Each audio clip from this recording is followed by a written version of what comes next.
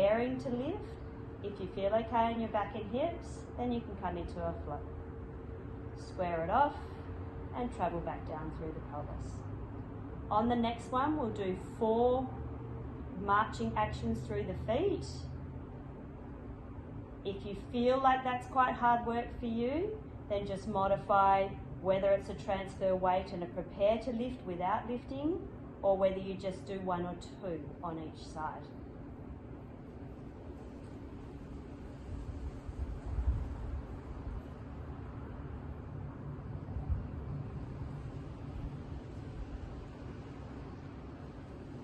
Good, square off the weight and take the hips back down to the ground. Place your feet and knees together now and just give a little rock from side to side and just ease off that little bit of work you probably felt in your lower back. If you have got a band now, you can place the band around your foot and just give that leg a little stretch up towards the ceiling. So you should feel that stretch down into the back of the thigh, maybe even a little bit down in the calf. If you don't have a band, you can just do this with a towel. You could even just do it holding with the hands behind the knee. We'll change across to the other side. Stretch the leg up. When we look at stretches, I like a discomfort level of about a 5 to 6 out of 10. And a 30-second hold. Coming back to some big deep breaths as you hold. Okay, let's travel over onto your side. When you're on your side, you definitely need the head support underneath. You're lying directly on top of your bottom shoulder. We'll bend the knees together and the feet are in line with your sit bones as well, or in line with your bottom as well. Okay, from there, press the top heel down into the bottom heel. Okay, so just have that little sense of pressure of those heels together. And then we're going to take and float the top knee up. Now, if you're a little bit of a hippie person and this feels uncomfortable, you may even want to put a little pillow in between your knees.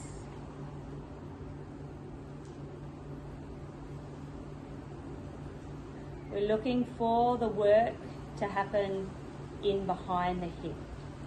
So some of our deep buttock muscles, very important muscles as part of our stabilizing system for our torso and pelvis. You may feel a little bit of tension in the front of the hip and you need to try to dampen that down a little bit. So you're thinking squeeze the heels, use the buttock muscles to lift, and just don't lift too high, particularly if you're feeling anything through the front.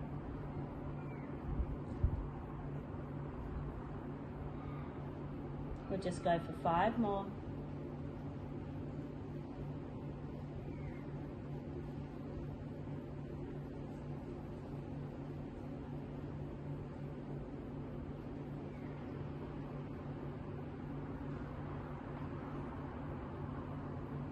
Good, you probably felt a bit of work in that hip. You can give it a little tap if you need to. From there, we'll straighten out the top leg, making sure that we're still keeping nice and straight through your torso, okay? So you still want to make sure that you haven't gone into arching too much through the back or tucking the tail under, just getting that nice straight spine alignment. This one's quite challenging. We're just going to hover the whole leg up towards the ceiling, and we'll just go through 10 little pulses.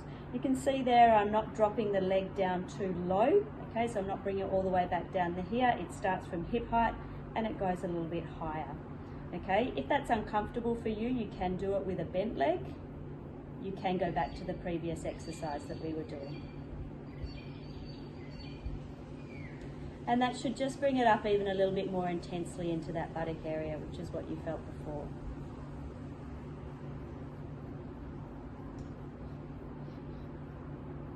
Good, bring the knees back together, give that hip a little tap if you need to. From here we're going to go into some rotations, so taking both hands out in front, fingertips together.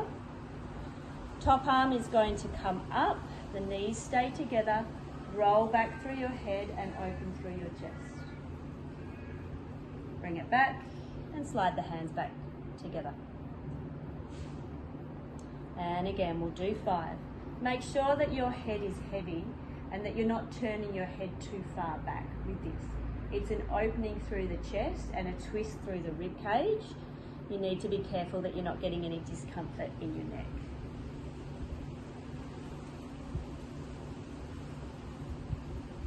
We'll inhale to prepare, exhale, twisting over, inhale, pause there, and then exhale, bring the fingertips back together.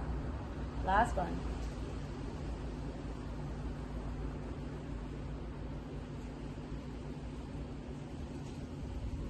Okay, let's change across to the other side. So you can just turn and face the other way, or like me, you can pop your head support out the other way. We'll start with our little clamshells that we did on the other side, so making sure that your back is straight, your heels are lined up with your buttocks, a little bit of pressure through your heels, and top leg lifts up. Okay, make these small. A lot of people think they need to crank it right up, but if you just keep it at a low level, you should be able to get the work, and it's a slow movement. A few seconds to come up, a few seconds to hold, a few seconds to come back down. If anyone's counting, we're going for 10. So I'll do 5 more.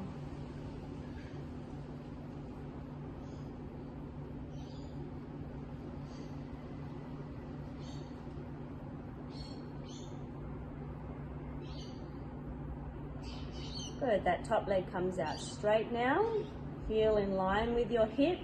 Again, check in for your nice straight spine position, little hollow out through the deep belly, and we'll pulse to the ceiling for 10.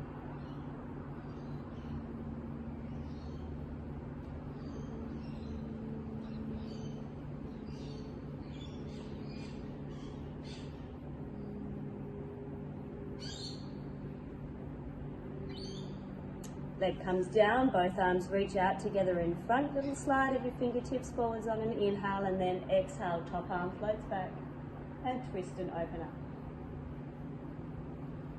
Inhale, close the arms. Exhale, take it back. Inhale, close, and do 3 more, make it 5. Imagine that you're wringing out the spine, like you'd wring out a towel, a face towel. There's that sense of the neck turning back, the upper back turning back. Last one.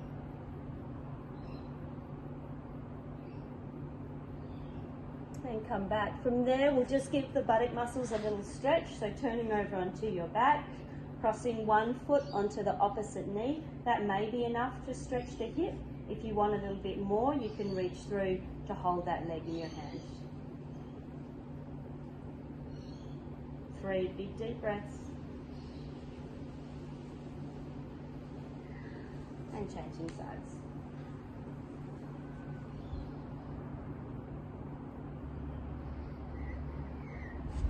We'll come up into sitting. We'll go for a mermaid stretch, okay? So there is an option to sit with your legs like this. If that's a bit uncomfortable on your hips, you can take your towels and sit them underneath your bottom. If that's still uncomfortable on your hips, you may be better going to a cross-leg sit. We'll reach the arms out in front on an inhale. As you exhale, bring one hand to the ground and scoop the other arm up and over, making the C curve in your body. Inhale as we take it up, and then exhale across to the other side.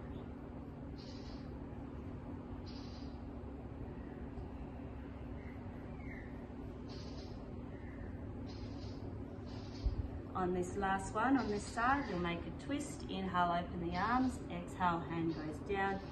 Inhale, twist the top hand towards the bottom. It may not get there. Come back into your side stretch and across to the other side. Good, let's change the legs. Inhale, open the arms. Exhale, bring it over to the side.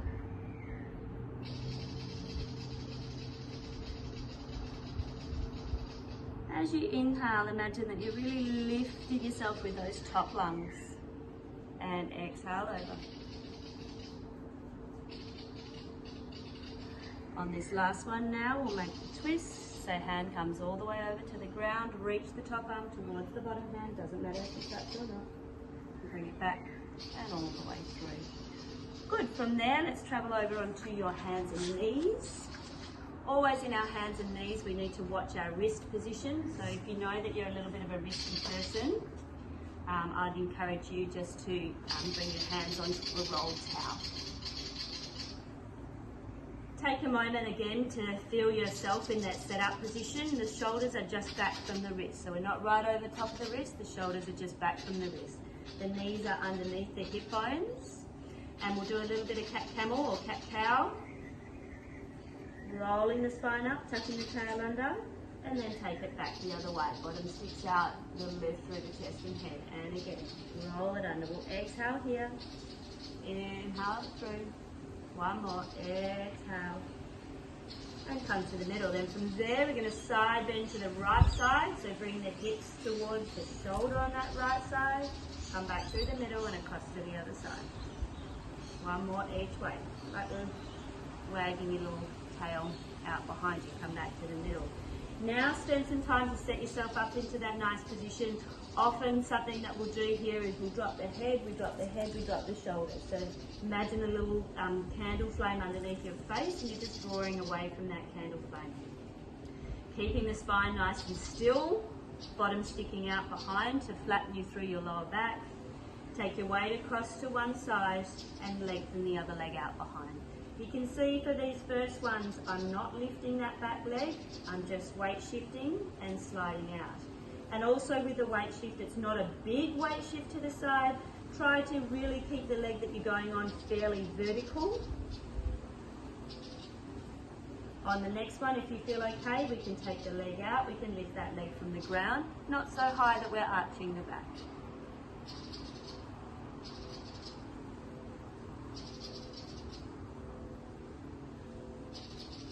For those of you that want a little bit of a challenge, you can take the leg out, you can add an arm lift.